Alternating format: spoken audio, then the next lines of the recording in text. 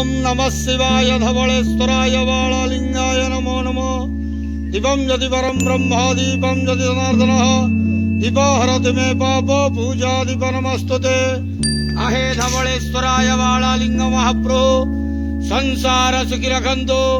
आज शुभ गुरुवार रे समस्त श्रद्धालु भक्त मानक आश्रीपद करंतु, मनस्कामना पूर्ण करंतु, कर्म चतुर्नति करंतु, ग्रहिष्ठ खंडन करंतु, जगतर मंगल करंतु, विश्वर कल्याण करंतु, आपण नाम विख्यात करंतु, सेवकर डाक श्रवण करंतु, समस्त गोवसा भक्त मानकर मनस्कामना पूर्ण करंतु।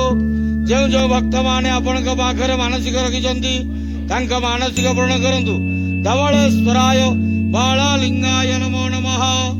संसार सुखी रखंतु, आनंद गवार हरि बोलो।